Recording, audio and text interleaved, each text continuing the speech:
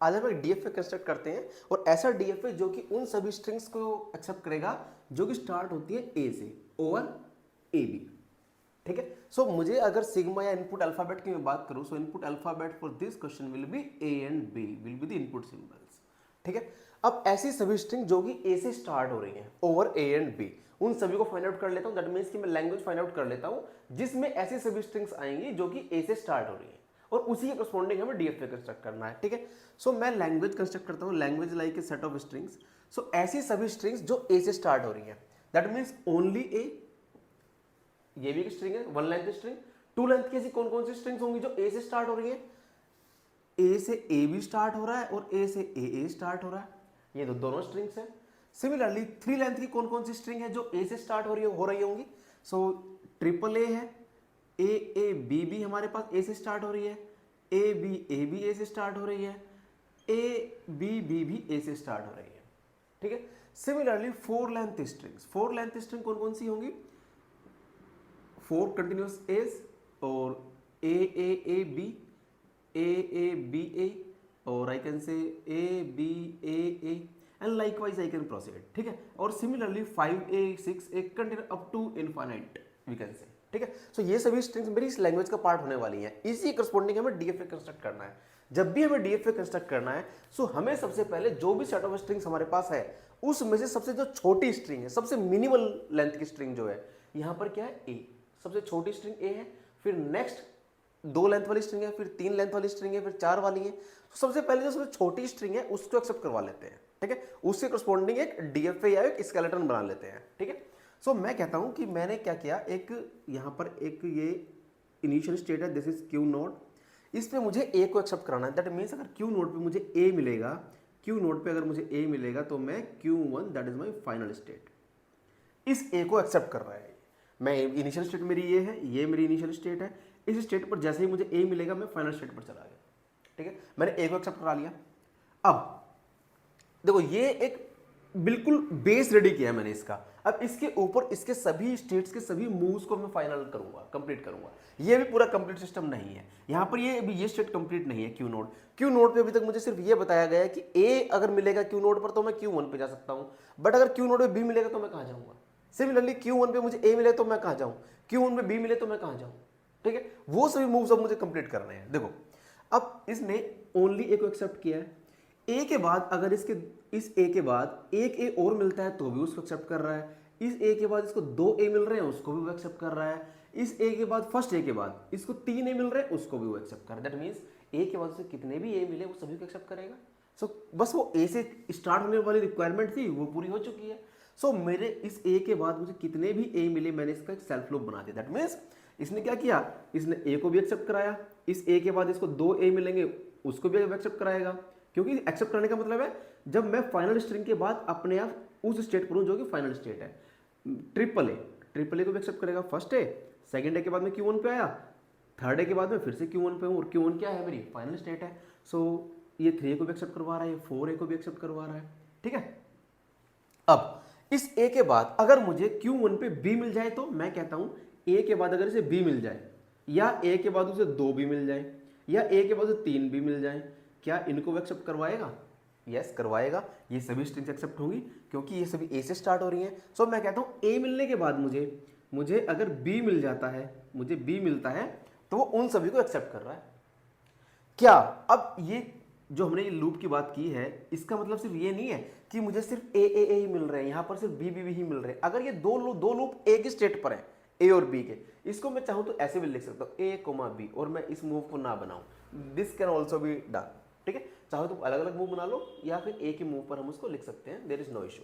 Okay, अब इसका मतलब क्या है? इसका मतलब ये है कि जब मैं ए लेकर के Q1 पे पहुंचा तो मुझे इस ए के बाद ए भी मिल सकता है, मुझे इस ए के बाद बी भी मिल सकता है। दैट मीन्स वो ए के बाद ए बी भी मिल सकता है, इस ए के बाद बी ए भी मिल सकता है। यहां देखो जरा, मैं पहले इसकी बात कर रहा हूं। मुझे इनिशियली ए मिला, मैं Q नोड से Q1 पे पहुंचा, तो मुझे फिर से ए मिला, मुझे ए मिला, मैं Q1 पर ही हूं, मुझे फिर से बी मिला, सो मैं Q1 से फिर से बी मिलके मैं फिर से Q1 पर हूं और ये स्ट्रिंग ए से स्टार्ट हो रही है, एक्सेप्ट होनी चाहिए। सिमिलरली यहां पर आए जरा, मुझे इनिशियली ए मिला, मैं Q नोड से Q1 पहुंचा, मुझे ए मिला, मैं Q नोड से Q1 पहुंचा, Q1 पे मुझे फिर से बी मिला, मुझे बी मिला, मैंने बी को रीड किया और मैं फिर से Q1 पर ही हूँ। मुझे Q1 पे फिर से ए मिला, मैं फिर से एक रीड करूंगा Q1 पर, फिर से सेम स्टेट पर हूँ। ठीक है, सो इस ए बी का मतलब ये है कि मुझे ए के बाद बी मिल सकता है, बी के बाद ए मिल सकता है, all the possible combinations of A B over A B यहाँ पर, इसके बाद Q1 के बाद। ठीक है, अब जरा मुझे पास Q1 की तो सारी स्टेट कंप्लीट हो गई। अब जरा Q नोड की वो बताएं जरा, Q नोड पे अगर मुझे B मिलेगा तो मैं कहां जाऊं, ये तो डिफाइंड नहीं हुआ अभी। तो क्या B वाली स्ट्रिंग जो है वो ओनली B, इसको छोड़ो चला, ओनली B स्ट्रिंग, क्या ये एक्सेप्ट होनी चाहिए अगर मुझे केवल सिंगल B मिलता है? नहीं, ये तो ए से स्टार्ट नहीं हो रहा है। इस B के बाद मुझे A मिले, इस B के बाद मुझे B मिले, ये भी एक्सेप्ट नहीं होना चाहिए। सो ये सभी स्ट्रिंग्स क्या है, ये एक्सेप्ट नहीं होंगी। एक्सेप्ट नहीं होंगी दैट मीन्स कि इन स्ट्रिंग्स को रीड करने के बाद मैं फाइनल स्टेट पे नहीं जाना चाहिए। ओके, सो मुझसे अगर मुझे कोई कहे मुझे ए बी के बाद मुझे बी मिले तो मैं किसी एक स्टेट पर जाऊंगा, this is like I am saying Q2। ठीक है, ये Q2 मिलने के बाद, ये Q2 मिलने के बाद अगर इस Q2 पर मैं गलती से भी पहुंच गया तो क्या मैं कभी वापस फाइनल स्टेट पर आ सकता हूं? क्या अगर मैं Q2 से कोई भी स्ट्रिंग मेरी अगर B से स्टार्ट हो चुकी है और उसके बाद A आई या B आई इस B के बाद, या इस B के बाद कितने भी कंटिन्यूस B's आए, क्या मैं कभी फाइनल स्टेट पर जा सकता हूं Q1 पर? नहीं जा सकता, क्योंकि स्ट्रिंग क्या कहती है, ए से स्टार्ट होनी चाहिए, तो मुझे जाना ही नहीं है फाइनल स्टेट पर। तो ऐसा कोई पॉसिबिलिटी हो जब मैं किसी ऐसी स्टेट पर जाऊं जो जहां से मैं वापस कभी फाइनल स्टेट पर नहीं आ सकता, so such kind of scenarios are handled by trap state. So this is a trap state here. Trap state means कि once I am here I will always be here. ठीक है, मैं यहां से कभी भी इस फाइनल स्टेट पर नहीं जा सकता। ठीक है, now is it the complete DFA? Is it the complete DFA? Yes, मेरे पास इसमें क्या है, मैंने Q नोड के भी सारे मूव्स हैं कंप्लीट, मेरे पास Q2 के भी सारे मूव्स हैं, और सारे मूव्स इन द सेंस जो भी पॉसिबल इनपुट्स हैं। सो और Q1 के भी ए भी सारे मूव्स हैं। Yes, this is the complete DFA for the given string. और जब भी हम डीएफए की बात करते हैं तो हमारे पास 5 टपल्स हैं। अब if somebody asks me what are the different states in this one, so Q node, Q1 and Q2, these are the different states. What about sigma? Sigma is A and B here. What about transition function? Here are the transition functions कि Q node पर A मिलेगा तो मुझे, this is Q node पर अगर मुझे A मिलता है तो I will be on Q1, and similarly Q node पर अगर मुझे B मिलता है तो I will be on Q2. Likewise सारे. And what is the initial state? Initial state is Q node itself, and what is the final state? Final state is Q1 here. So these are the 5 tuples with respect to this DFA. Okay, well this was the about the DFA of all the strings over A and B जो कि A से start हो रही है। अभी हमने देखा था वो सभी स्ट्रिंग जो कि A से स्टार्ट हो रही है। अब हम इसी क्वेश्चन को थोड़ा सा वेरी करते हैं कि मैं ऐसा DFA बनाना चाहता हूं जिसमें कि मेरी जो स्ट्रिंग्स हैं वो एंड हो रही हैं A से। ऐसी सभी स्ट्रिंग्स को एक्सेप्ट करेगा which are ended with A, which ends with A। ठीक है, जो कि ए से एंड हो रही है। ऐसी स्ट्रिंग्स कौन कौन सी हो सकती है? अगेन सबसे पहले मैं लैंग्वेज निकालूंगा, that means set of strings निकालूंगा जो कि ए से एंड हो रही है ओवर ए एंड बी। सो ऐसी सभी स्ट्रिंग जो ए से एंड हो रही है, ए से एंड होने वाली only a is the string, only a से एंड हो रही है। और क्या मैं कहूं ए बी ए से एंड हो रही है? नहीं, ए एंड हो रही है। यस, सो ए से एंड हो रही है, बी ए से एंड हो रही है। ठीक है, अब क्या मैं कहता हूं ट्रिपल ए से एंड हो रही है? यस। क्या ए बी ए से एंड हो रही है? यस। बी ए से एंड हो रही है? यस। बी ए से एंड हो रही है? Yes. So these are the strings, and similarly 4 A's and like I can say A B A and likewise there can be various strings up to infinite. ठीक है, सो ये सभी स्ट्रिंग्स है जो कि A से एंड हो रही है, उन सभी को मुझे एक्सेप्ट कराना। अगेन मिनिमल लेंथ स्ट्रिंग कौन सी है? ए को एक्सेप्ट करा लें आप। ये मेरी Q नोड है, एक स्टेट, यहाँ से मुझे A मिलेगा तो मैं A से फाइनल स्टेट पर चला गया Q1 पर।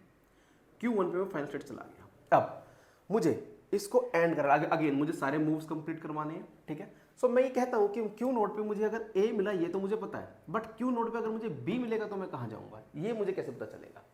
मैं कहता हूँ क्या वो B के बाद एक B मिला उसको इनिशियली और उसके बाद A के मिले तो वो एक्सेप्टेड है। ठीक है, मैं कहता हूँ उसको 2 B मिले फिर A के मिला तो भी एक्सेप्टेड है। अगर उसको 3 B मिलते और उसके बाद A के मिलता तो भी वो एक्सेप्ट हो जाता। दैट मीन्स वो कह रहा है कि इससे पहले, इस Q1 पे पहुंचने से पहले, Q1 पे कब पहुंचेगा? जब भी उसको एक A मिलेगा। इससे पहले अगर उसको बहुत सारे B मिल जाते हैं तो देयर इज नो इशू। उसके बाद अगर उसको A मिल जाता है तो वो एक्सेप्ट कर लेगा। दैट मीन्स क्या मैं ये कर सकता हूँ, मुझे B के मल्टीपल मूव्स मैंने बना लिए, सेट लूप बनाया। यहाँ पर मैंने क्या किया, मुझे एक B मिला फिर A मिला, एक्सेप्टेड, ये वाली एक्सेप्ट हो गई। मुझे 2 B मिले, 2 B के बाद मैं Q नोड पर ही हूँ, उसके बाद मुझे A मिला, मैं फिर से फाइनल स्टेट पे चला गया। सो this is also accepted. 3b मिले तो भी वो एक्सेप्टेड है, 3b मिले फिर एक मिला है वो भी एक्सेप्टेड हो गया। अब क्यू नोड के दोनों मूव कंप्लीट हो गए।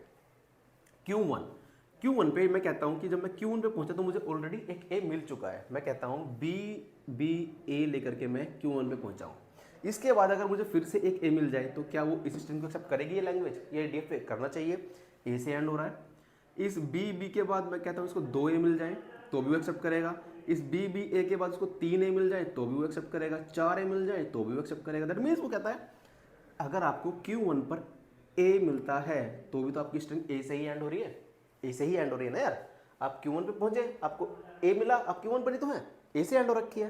बट Q1 पे पहुंचने के बाद तो इन सभी स्ट्रिंग्स को एक्सेप्ट कर लेगा। बट Q1 पे पहुंचने के बाद अगर उसको B मिल जाता, दैट मीन्स मैं कहता हूं एक स्ट्रिंग है BAB, मुझे इनिशियली B मिला, मैं Q नोड पर हूँ, फिर मुझे A मिला, मैं Q1 पर हूँ, फिर से मुझे B मिला तो क्या इसको एक्सेप्ट करेगा? नहीं। लेकिन अगर B के बाद A मिल जाए तो वो उसको एक्सेप्ट कर लेगा, क्योंकि ये क्या है, ये A से एंड हो रही है, ये वाली A से एंड नहीं हो रही थी। सो वो ये कहते हैं कि अगर आपको B मिल रहा है Q1 पे जाने के बाद तो उसको तो एक्सेप्ट नहीं करेंगे, बट उस B के बाद अगर A मिल जाता है तो उसको एक्सेप्ट कर लेंगे। दैट मीन्स यहाँ मुझे ट्रैप स्टेट पे जाने की नीड नहीं है। क्यों नहीं है ट्रैप स्टेट पे जाने की नीड?